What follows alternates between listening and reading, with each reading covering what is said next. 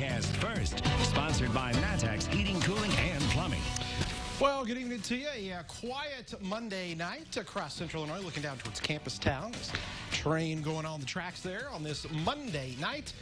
Find ourselves where we had quite a bit of cloud cover out there today. There were some peaks of sunshine from time to time, but those clouds did rule a lot of the day and kept temperatures down a little bit.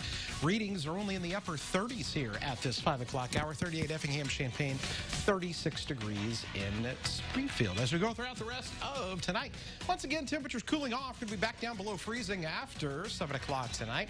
We're going to find our way into the 20s again. But we've got some really nice weather coming at you later this week. Nearly 15 degrees above average. We'll show you when to expect that when we come back. WCIA 3 News starts right now. Now on WCIA 3 News. Police are investigating a man accused of grooming kids, where they say he was a student minister and assistant coach. Plus, we told you about a man found dead in a car last month. What police are now asking people to do.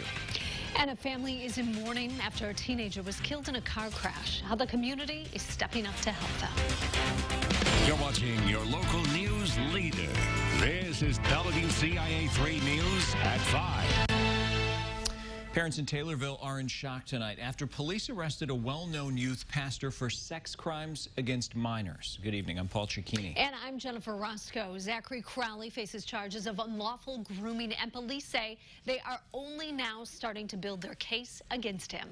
WCIA 3's Mark Maxwell is live outside the jail in Christian County, where Crowley being held on a $250,000 bond. Now, Mark, he is out, correct? What can you tell us?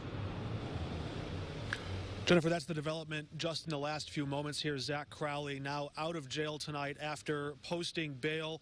Parole officers showing up here. The court ordered him to wear a GPS-activated ankle bracelet so that law enforcement can keep him under tabs and monitor him. He worked as a youth minister at the Taylorville Christian Church and was also the athletic director at their Vision Way Christian School. The church and school administration, the head pastor there, would not issue any comment today, taking their lawyer's advice to not issue any statement or to respond.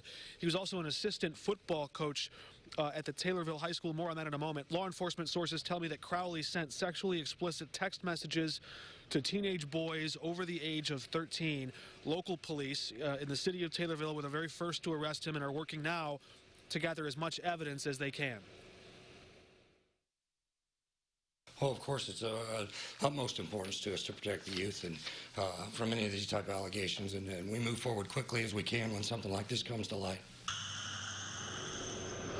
And move quickly they did. We were scheduled to speak with one of the lead detectives on the case, but as we arrived at the police station earlier this afternoon, he had to go issue more search warrants. They're still gathering computers, devices, anything that could connect to the internet to continue building their case and look for any other instance. From across town, the Taylorville School District did place Crowley on administrative leave and issued this statement, quote, "After speaking with police, there is no reason at this time to believe any person associated with the Taylorville School District was ever in any danger, and we have every confidence that all children and staff in our charge were and remain safe." Crowley is again now out. Law enforcement encouraging parents to speak with your teenagers in Taylorville. If you hear anything, if you know anything, they are urging you to come forward. Already we're hearing that there is a third teenager who has come forward with evidence. Right now, just those 2 felony charges that Crowley faces. Reporting in Taylorville, Mark Maxwell, WCIA 3, your local news leader. All right, we'll see if there will be more. Mark, thank you. Officials in Champaign County are asking for tips about a deadly shooting. Happened near East Hill and North 3rd last month. That's where officers found 30-year-old Chantel Harrison dead in a car. He was shot to death. Investigators are asking anyone in the neighborhood with surveillance cameras to check recordings for any people or vehicles around 3 o'clock on November 13th. If you have any information, you're asked to contact Champaign County Crime Stoppers. A few weeks after Springfield's fire chief announced his retirement, the city's police chief will also be stepping down. Kenny Winslow was hired as the deputy chief over field operations and special operations in Franklin, Tennessee. He's been Springfield's police chief for 7 years. He'll start his new position January 19th. No word regarding his last day in Springfield. No one was hurt after an apartment fire last night. It happened at a building near Sangamon Drive and Mattis Avenue in Champaign. The fire department says it was inside a bedroom. They're still working to figure out what started it. No one was in the apartment before it caught fire. If you were near or in Homer this afternoon, you may have noticed some flames and smoke near the lake. The Champaign County Forest Preserve had a prescribed burn. It helps get nutrients back into the soil. The burn is a controlled fire and low maintenance. Director of Natural Resources says they take wildlife into consideration before each burn.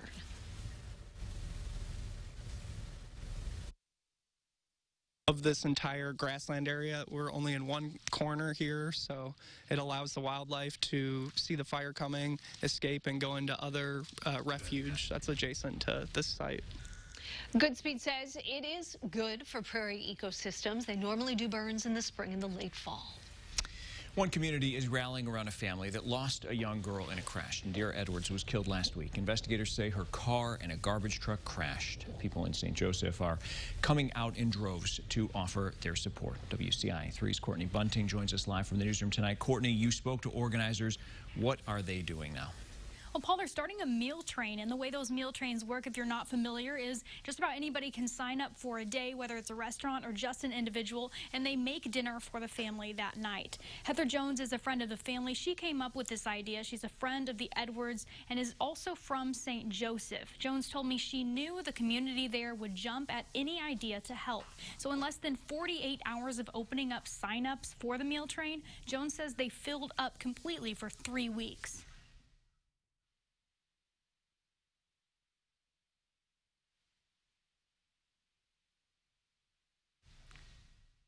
The meal train is filled up for now, but Jones says she and other organizers are looking into expanding it to a few more days. The high school is also working on a scholarship in Edwards' honor that'll go toward art students. There's an account at Gifford State Bank in St. Joe, where you can donate money there. Live in the newsroom, Courtney Bunting, WCIA 3, your local news leader. You never want to see a community experience tragedy, but you like to know that if one occurs, that the community will step up. It's really good to see a lot about them, yeah. All right, Courtney, thanks.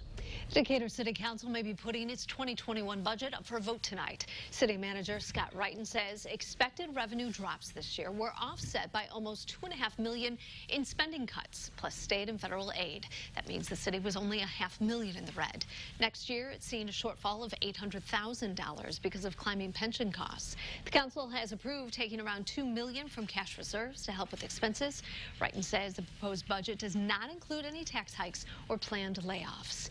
The head of the Illinois Republican Party is stepping down after more than 6 years. Chairman Tim Schneider made the announcement during an online meeting Saturday. His term was supposed to run through May 2022. He's a former Cook County commissioner who became chairman in 2014 when Bruce Rauner was governor. COVID hospitalizations are rising across the country. How hospitals are faring in Illinois. Plus, more information on the shot everyone is talking about. I'm Alexandra Limon in Washington. Coming up, I'll have details about what we can expect the COVID-19 vaccine to accomplish and what it won't do.